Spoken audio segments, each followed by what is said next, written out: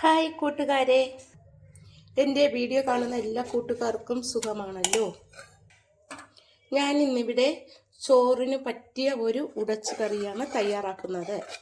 ഇത് നല്ല ഹെൽത്തി ആയിട്ടുള്ളതാണ്, ആരോഗ്യത്തിന് വളരെ നല്ലതാണ്, ഷുഗറുകാർക്കും കഴിക്കാൻ പറ്റിയതാണ്.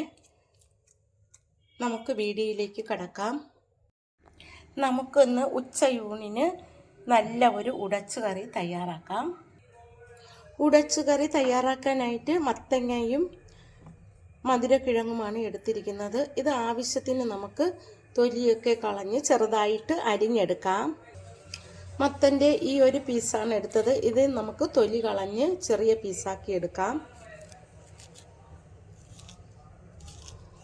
മത്തനിൽ ധാരാളം പോഷക ഗുണങ്ങൾ അടങ്ങിയിട്ടുണ്ട്. കലോറി വളരെ കുറവാണ്. ഇതുപോലെ അരിഞ്ഞെടുക്കണം. കട്ടിയുള്ള തൊലിയാണെങ്കിൽ കളഞ്ഞാൽ മതിയാകും, അല്ലെങ്കിൽ തൊലി കളഞ്ഞില്ലെങ്കിലും കുഴപ്പമില്ല. എല്ലുകളുടെ ശക്തി നിലനിർത്താൻ വളരെ നല്ലതാണ്. രോഗപ്രതിരോധത്തിനും രക്തത്തിലെ പഞ്ചസാരയുടെ അളവ് കുറയ്ക്കാനും ഇത് വളരെ നല്ലതാണ്. പ്രമേഹ രോഗികൾക്ക് ഇത് മിതമായ അളവിൽ കഴിക്കാം. ഇനി നമുക്ക് മധുരക്കിഴങ്ങ് തൊലി കളഞ്ഞ് ചെറുതായിട്ട് കട്ട് ചെയ്തെടുക്കാം. മധുരക്കിഴങ്ങ് ഒരു സൂപ്പർ ഫുഡാണ്.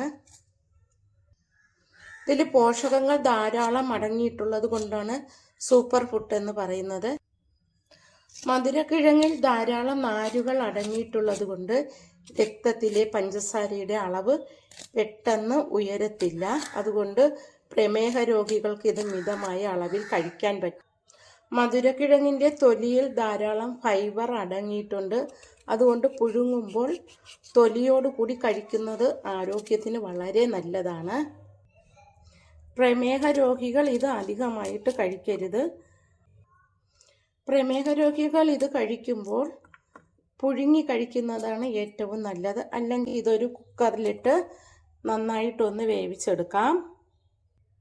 ഇതൊരു കുക്കറിലേക്ക് ഇട്ടിട്ട് ആവശ്യത്തിന് വെള്ളമൊഴിച്ച് നമുക്ക് വേവിച്ചെടുക്കാം. ഇനി നമുക്കൊരു മിക്സിയുടെ ജാറിലേക്ക് പാകത്തിന് തേങ്ങ ചുരണ്ടിയതിട്ട് ചതച്ചെടുക്കാം. തേങ്ങയിലേക്ക് 1/4 സ്പൂൺ ജീരകപ്പൊടിയും 1/4 സ്പൂൺ മഞ്ഞൾപ്പൊടിയും ഇട്ട് കൊടുക്കാം. ഇതിലേക്ക് ഇനി ഒരു പച്ചമുളക്, 2-3 അല്ലി വെളുത്തുള്ളി, ചെറിയ ഉള്ളി, ഒരു 1/4 സ്പൂൺ മുളക് പൊടി, ഇതെല്ലാം കൂടി ഒന്ന് അരച്ചെടുക്കാം. മത്തങ്ങയൊക്കെ വെന്തു കുറച്ച് വെള്ളം ഇതിൽ വേണം, എന്നാലേ ഉടയുമ്പോൾ അതിന് ആവശ്യത്തിനുള്ള വെള്ളമാകത്തുള്ളൂ. ഇനി നമുക്കിതിലേക്ക് അരപ്പ് ഇട്ട് കൊടുക്കാം.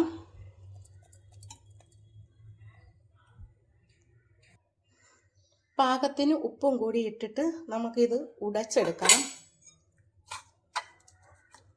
ഇതിലിപ്പോൾ ആവശ്യത്തിനുള്ള വെള്ളമേ ഉള്ളൂ. നന്നായിട്ട് വെന്തു. ഇത് തവി വെച്ച് തന്നെ നമുക്ക് ഇങ്ങനെ ഉടച്ചെടുക്കാം.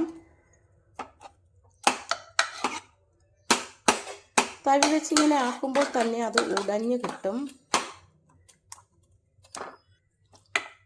ഇതിപ്പോൾ നന്നായിട്ട് ഉടഞ്ഞു കിട്ടി. ചെറിയ ചെറിയ കഷ്ണങ്ങളൊക്കെ അതിൽ കിടക്കണം.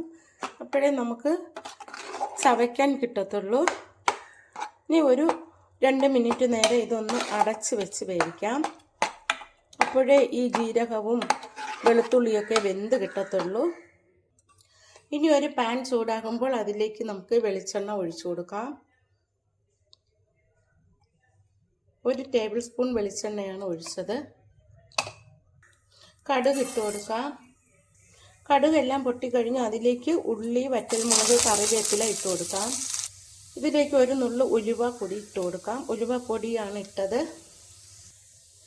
ഉള്ളിയെല്ലാം ബ്രൗൺ നിറമായി. ഇതിലേക്ക് 2 സ്പൂൺ തേങ്ങ ചുരണ്ടിയത് കൂടി ചേർത്ത് ഒന്ന് വറുത്തിട്ട് കൊടുക്കാം. അപ്പോഴാണ് ഈ ഉട ടേസ്റ്റ് വരുന്നത്. ഇത് നമുക്കൊന്ന് വറുത്തെടുക്കാം. തേങ്ങ ഒരു കളർ മാറുന്നത് വരെ ഒന്ന് വറുക്കാം. തേങ്ങ വളരെ പെട്ടെന്ന് തന്നെ ബ്രൗൺ നിറമായി കിട്ടും. 1 മിനിറ്റ് പോലും വേണ്ട, പെട്ടെന്ന് തന്നെ ഇത് ബ്രൗൺ നിറമായി. ഇനി നമുക്കിത് ഉടച്ച് കറിയിലേക്ക് ചേർത്ത് കൊടുക്കാം.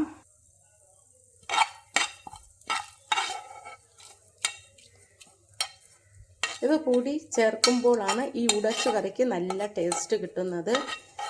ഇത് നല്ല ഹെൽത്തി ആയിട്ടുള്ളതാണ്. ഉച്ചയൂണിന് ഇത് നല്ല ഒരു കറിയാണ് ഈ ഉടച്ചു കറി.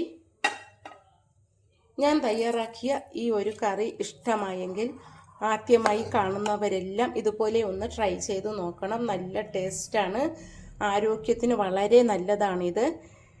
എൻ്റെ ചാനൽ ആദ്യമായി കാണുന്നവരെല്ലാം ഒന്ന് സബ്സ്ക്രൈബ് ചെയ്യണം, എന്നെ സപ്പോർട്ട് ചെയ്യണം. Thank you.